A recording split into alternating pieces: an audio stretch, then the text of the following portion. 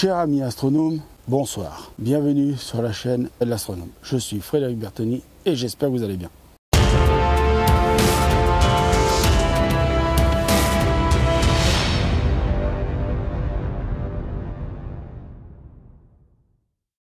Alors on m'a posé la question, est-ce qu'on peut observer la nature le jour avec un télescope? Et ma réponse va être, en fait, pourquoi acheter un télescope pour observer la nature? Alors que vous avez du matériel qui le fait très bien, vous avez ce qu'on appelle des monoculaires, c'est des sortes de lunettes qui vous permettent d'observer la nature. Je vous mettrai quelques images là et là. Ces images-là, alors ces lunettes-là, elles sont faites uniquement pour observer la nature. Moi, je trouve ça bêta d'acheter un télescope juste pour observer la nature de jour, alors que vous avez du matériel à propos. Après, l'explication de pourquoi un télescope c'est pas fait pour observer la nature, c'est tout simple. C'est parce que un télescope a une certaine longueur focale. Alors là, c'est pas le tube, hein, la longueur focale, c'est le parcours de la lumière dans le télescope. C'est le chemin que la lumière parcourt dans le télescope. Un télescope a une longueur focale assez longue. Par exemple, il a une focale de 2030. Vous avez des télescopes qui ont des longueurs focales plus courtes. C'est parce que c'est pour qu'il y ait un rapport FD plus grand. Parce que si vous prenez par exemple celui-là et c'est un 200, si la focale vous la réduisez à de moitié déjà de celui-là, vous aurez un rapport FD qui sera beaucoup plus grand. Alors le rapport FD beaucoup plus grand, ça veut dire que votre rapport FD, pour le moment il est à 10. Si vous divisez la longueur focale de là par 2, il sera à F5. Donc F5 est plus grand que F10. Donc, mon télescope là, dans la configuration qu'il est là, c'est un F10, avec une ouverture de 203 mm de 2032 de focale, ce qui fait F10. Alors, pour savoir F10, il faut diviser le diamètre par la longueur focale. Ça vous donne F10. Hein, alors, environ, parce que ça peut donner des virgules, des machins, c'est jamais bien précis les calculs. Hein. Enfin, là, il vous donne F10, mais voilà, les données sont jamais précises sur les télescopes. Si vous faites le calcul, vous aurez la donnée plus précise. Voilà. Mais normalement ça doit donner F10 hein, si on n'est pas mauvais en maths. Alors que si je divise par 2, j'ai un F5. Si je mets le hyperstar, c'est pas par 2 que je divise, puisque j'aurai un rapport FD. Donc rapport FD c'est focal diamètre de 2. Si je mets un hyperstar là. Alors un hyperstar qu'est-ce que c'est? C'est une espèce de lentille. On va dire que c'est une lentille. Alors, au lieu que la lumière voyage, tac, vienne taper le miroir primaire, va retourner sur le miroir secondaire et revienne à l'arrière, se mettre au foyer. Là, en fait, la lumière, elle rentre et elle va direct au foyer qui est là. En fait, c'est le hyperstar qui forme le foyer, chez Star Arizona. Donc là, le télescope, il sera en F2, donc magnifique pour faire de l'astrophoto, surtout du ciel profond, nébuleuse, galaxies, et je t'en passe les meilleurs.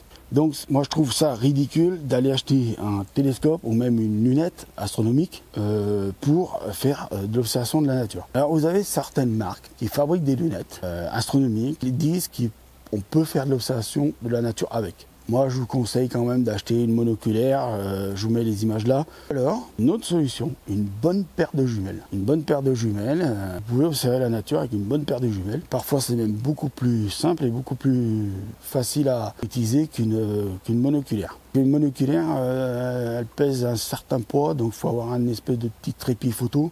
Donc voilà, il faut un peu plus de matériel. Bon, vous me direz, il y a certaines jumelles, aussi un trépied photo. Voilà. Donc vous êtes en train de vous demander pourquoi j'ai sorti le télescope. Ce soir, je vais faire là-haut la Lune, qui est là-haut, ça la Lune. Je vais finir cette vidéo-là, pour cette explication-là. Voilà, donc pourquoi il ne faut pas utiliser un télescope, parce que ça sert à rien, et puis c'est pas fait pour. C'est pas vraiment fait pour, c'est plutôt fait pour regarder la nature. Le ciel. Alors vous allez me dire, oui, mais tu regardes bien le soleil en plein jour. Oui, avec un filtre à l'avant du télescope. Et puis, il y a aussi des systèmes pour regarder le soleil, LUT et Coronado, ou les petites jumelles que j'ai déjà présentées avec Julien, qu'on a déballé avec Julien, et donc j'ai fait le test, donc vous aurez les deux vidéos quand vous aurez celle-ci. Qu'est-ce que j'avais d'autre à dire? Oui, il y avait Yannick Gras, photographe, Yannick Gras. Il a une chaîne, je vous mettrai le lien en description.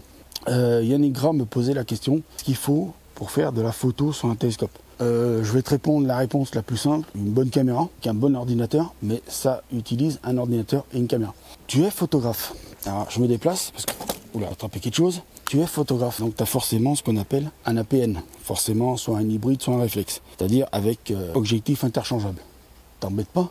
Suivant la marque que tu as comme appareil photo, je vais le reposer, suivant ce que tu as comme marque d'appareil photo, Nikon, Canon, Sony, Panasonic, Pentax, tout ça, Minolta je crois aussi. Il y a des bagues, on appelle les fameuses bagues T2.